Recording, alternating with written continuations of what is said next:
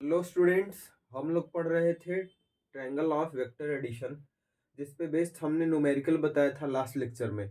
आज हम सीखेंगे कि दो वेक्टर को हम सबट्रैक्ट कैसे करते हैं। ठीक है, सबट्रैक्ट करने के बाद जो रिजल्टेंट वेक्टर होता है उसका मैग्नीट्यूड क्या होगा, उसका डायरेक्शन क्या होगा। तो चलिए हम पहले रिकॉल करवा देते हैं कि हमने एडिशन में क्या सीखा था। तो एडिशन में हमने सीखा था, हमें एक वेक्टर गिवन होता था ए और दूसरा वेक्टर बी। ये वेक्टर जो बी है वे से थीटा एंगल पे इंक्लाइन था। ठीक है, तो हमें निकालना था या निकालना होता था ए रिजल्टेंट वेक्टर ए और बी का, ए प्लस बी। तो हम इसमें ट्रायंगल लॉ लगाते थे। क्या करते थे? ट्रायंगल लॉ लगाते थे।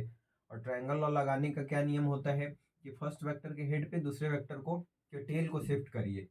तो इसको अगर आप अरेंज करिएगा तो वेक्टर ए को पहले आपको लिखना पड़ेगा ऐसे, और वेक्टर बी को पैरेलली इसके फर्स्ट वेक्टर के हेड पे वेक्टर बी के टेल को लिखना पड़ेगा। ठीक है, अब ऐसा करने से ऐसा करने के बाद फर्स्ट वेक्टर के टेल से सेकंड वेक्टर के हेड को मिलाते थे। ठीक है, और यहाँ पे एरो लगाते थे, और ये जो नया वाला वेक्टर बना यही रिजल्टेंट वेक्टर कहलाता था, और ये रिजल्टेंट ए और ए प्लस बी के इक्वल होता था, है ना।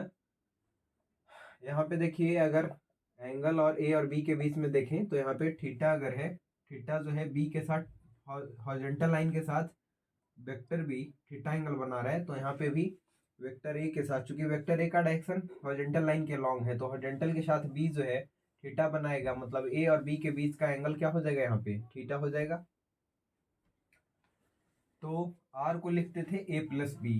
ट्राइंगल लॉ से भी क्या कहता है कि सेम ऑर्डर में अगर दो साइड जो है ट्राइंगल का सेम ऑर्डर में अगर दो साइड को रिप्रेजेंट करता है, ठीक है, दो वेक्टर ट्राइंगल के दो साइड को रिप्रेजेंट करता है सेम ऑर्डर में, तो उसका जो रिजल्टेंट होना चाहिए वो अपोजिट ऑर्डर में होना चाहिए, और वो थर्ड साइड को रिप्रेजेंट करेगा। तो आप देखिए, तो टेल हेड, और इसका जो रिजल्टेंट है उसका जो ऑर्डर होना चाहिए था वो टेल हेड होना चाहिए था, लेकिन ये अपोजिट ऑर्डर में है, हेड टेल है, मतलब ये रिजल्टेंट ही होगा जो कि थर्ड साइड है ट्रायंगल का। तो आर को हम लोग ऐसे लिखेंगे, R vector is equal to A plus vector B. और आर के रिजल्टेंट के बारे में पढ़े थे कि इसका जो रिजल्टेंट आर का मैग्नीट्यूड जो होता है वो होता है A square plus B square plus 2ab cos theta, जहाँ पे ए बी क्या है, वेक्टर ए और बी का मैग्नीट्यूड है, थीटा क्या है, तो एंगल बिटवीन वेक्टर ए और वेक्टर बी है। यही चीज हम लोग पढ़े थे ना एडिशन में। सब्ट्रैक्शन में हम क्या पढ़ेंगे? सब्ट्रैक्शन अगर हम करेंगे तो हमें क्या लिखना पड़ेगा, A minus B, vector A minus vector B. अब देखिए, vector A minus vector B को आप ध्यान से देखें तो आप ऐसे भी लिख सकते हैं, vector A plus minus the vector B. ठीक है, मतलब सेकंड वेक्टर में निगेटिव साइन लगा रहे हैं, निगेटिव साइन उसके डायरेक्शन को चेंज कर देता है। तो वेक्टर बी ऐसे गिवन है तो वेक्टर बी को आप ऐसे ले लीजिए, और फिर बाकी क्या करिए, एडिशन लगा दीजिए। देखिए ना क्या है यहाँ, सिंपली अगर इसके मीनिंग को हम समझें तो क्या है, वेक्टर ए के साथ माइनस वेक्टर बी को ऐड किया गया है, वेक्टर ए के साथ माइनस वेक्टर बी को ऐड किया गया है। तो देखिए, हम आपको सिखाते हैं कि इसको हम कैसे ऐड करेंगे।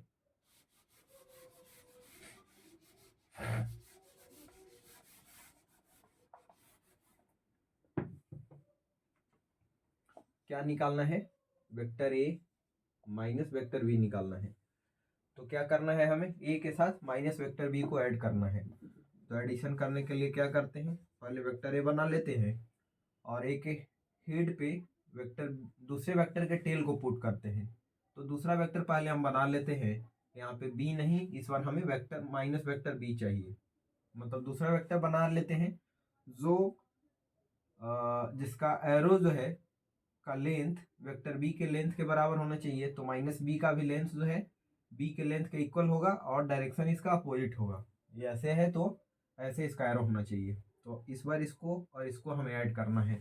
तो इसको जब हम ऐड करेंगे तो क्या लिखेंगे, पहले वेक्टर ए बना लिए, और इसके हेड पे वेक्टर माइनस वेक्टर बी के टेल को लिखेंगे। तो माइनस वेक्टर बी ऐसे है, इसको पैरेलली यहाँ पे ले जाकर के शिफ्ट करेंगे, तो ये बना माइनस वेक्टर बी। अब देखिए, ट्रायंगल का दो साइड बन रहा है और सेम ऑर्डर में है, टेल हेड टेल हेड। तो बोल रहा है कि थर्ड साइड जो है तीसरे वेक्टर को रिप्रेजेंट करेगा जो रिजल्टेंट वेक्टर कहलाएगा, ठीक है। और ये रिजल्टेंट वेक्टर इसका और इसके सम के इक्वल होता है। तो यहाँ पे जो रिजल्टेंट होगा आर वो vector A plus minus the vector B के इक्वल होगा, ठीक है। जिसको हम लोग ऐसे भी लिख सकते हैं plus minus minus vector A minus vector B. और इसका जो मैग्नीट्यूड हम लोग जानते हैं वो ये होता है A square plus B square plus 2ab cos theta. क्या होता है 2ab कॉस थीटा। अब देखिए थीटा क्या होता था, तो जिन दो वेक्टर को हम ऐड करते हैं उनके बीच का एंगल। इस बार हम ऐड कर रहे हैं ए को और वेक्टर माइनस वेक्टर बी को। तो देखिए वेक्टर बी ऐसे था और वेक्टर ए का डायरेक्शन ये है, ये एंगल थीटा, तो ये भी एंगल क्या हो जाएगा थीटा। लेकिन वेक्टर ए का डायरेक्शन ये है और वेक्टर बी का डायरेक्शन ये है, तो इसके साथ ये कितना बना रहा है देखिए, तो ये रोटेट कर हो गया है कितना, तो ये लीनियर पेयर बनेगा, ये थीटा तो ये 180 माइनस थीटा। मतलब वेक्टर ए और वेक्टर बी के बीच का जो एंगल है इस बार वो कितना बन रहा है 180 माइनस थीटा। तो सब्ट्रैक्शन करते समय जो एंगल थीटा होता है वो रिप्लेस कर देते हैं हम लोग किससे 180 माइनस थीटा से, 180 माइनस थीटा से। बाकी देखिए ना मैग्नीट्यूड तो सबका सेम है, वेक्टर ए वेक्टर इसका माइनस वेक्टर बी का मैग्नीट्यूड भी ही होगा। तो यहाँ पे रिप्लेस क्या करना पड़ेगा, कॉस थीटा की जगह पे इस बार हम क्या यूज करेंगे कॉस 180 माइनस थीटा।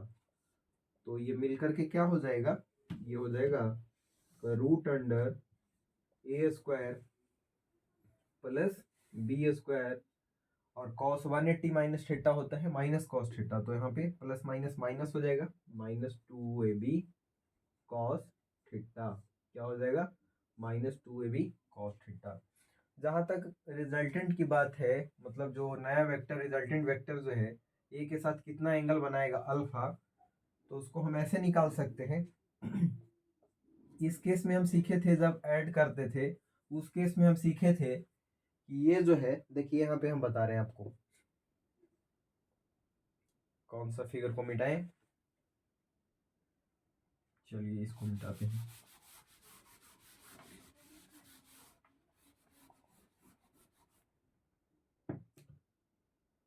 हम ये सीखे थे tan अल्फा का वैल्यू जो रिजल्टेंट है वेक्टर ए के साथ जो एंगल बनाता था उसको ऐसे निकालते थे,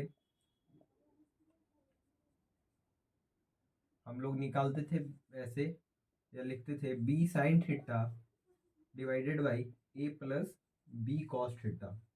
अब इस पर क्या है मैग्नीट्यूड तो चेंज नहीं किया है, चेंज किया है एंगल, तो एंगल जहाँ भी थीटा है वहाँ 180 माइनस थीटा लगाइए, तो ये हो जाएगा B sine 180 minus theta upon A plus